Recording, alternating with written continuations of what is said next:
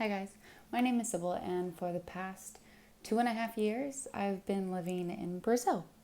Today, I'm going to talk to you guys about how I actually moved to Brazil. So it kind of started back in 2019. Kind of stupid to try and move during COVID, a global pandemic, but I found love. So what are you going to do, right? Um, it really didn't take that much. The only thing that really took a lot of time was waiting, of course, because the government doesn't like to tell you much. Anyways, so all those flight delays and stuff like that.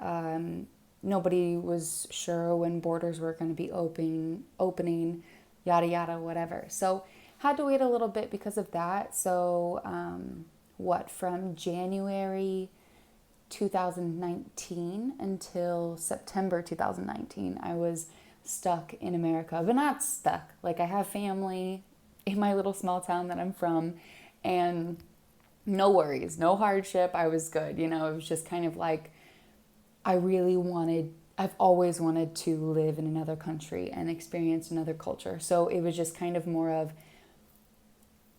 anxiousness, just I want to get it done and over with. And another thing that took a long time was getting my dog down here, which was a long process because of all the flight delays. But I should have been smarter. Looking back, I should have been smarter, because literally on the Brazilian consulate it said, like, borders are closed. Could have read that, but it's fine. Anyway, so in July of 2019, I was on a family vacation, and at this point it's been what? How many months is that already? 7?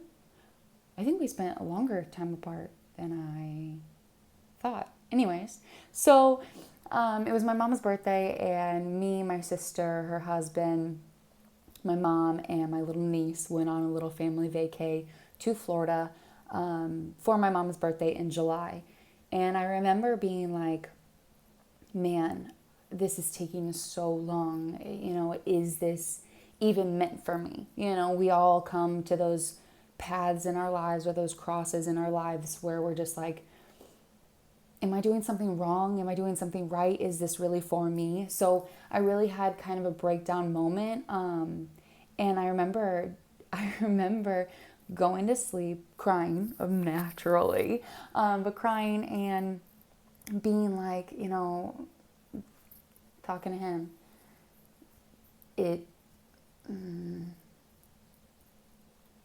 Higher being, here we go. And I don't want to say it, that was terrible. Sorry. But whatever you believe in, that's who I was praying to, basically. That's who I believe in, is kind of just a higher power. Anyways, so I'm praying and I'm saying, if this isn't for me, take it away from me. If this isn't for me, give me a sign. This is too much.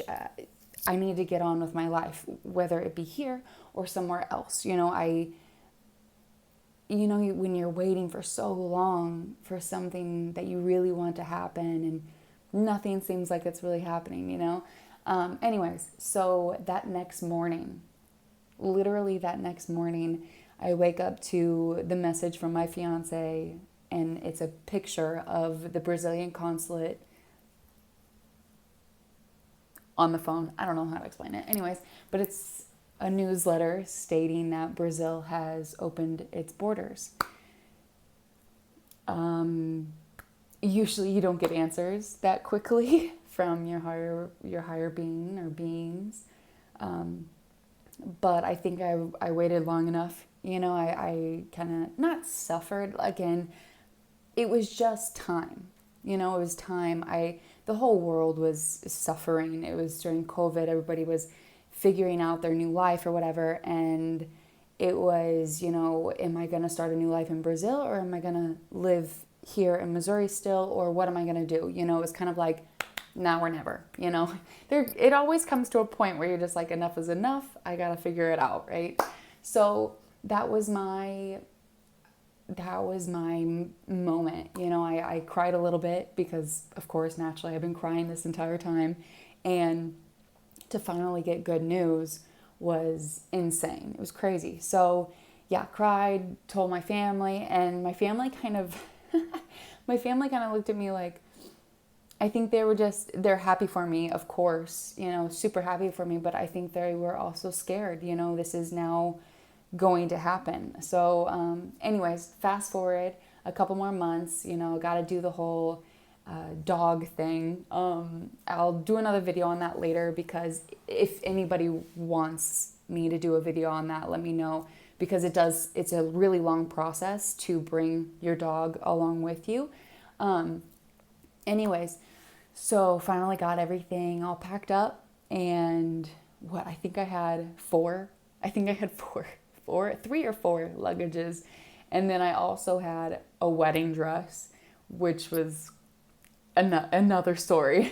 But anyways, yeah, so I had everything, packed up everything.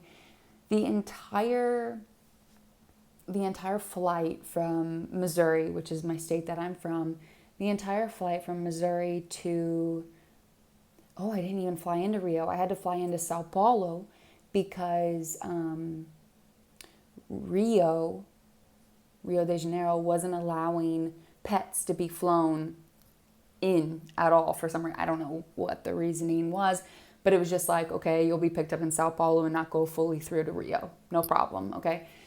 So anyways, flying to Sao Paulo, that's about I want to say 18 to full travel, all that's about 20 hours. It's a long time. You have not layovers. They weren't that bad. It was only a couple hours here and there. And just, I think, one stop or two. It was one stop, sorry. It was one stop, and I had a pretty good layover, but it was no problem. It is what it is. I had my dog with me, no problem at all. But anyway, so I flew in there, met my fiance. He picked me up, so he drove all the way from Rio to Sao Paulo, which is about a 6-hour drive. So he met me there, picked me up. We stayed in a little Airbnb, making our way back to Rio, thing. And yeah, so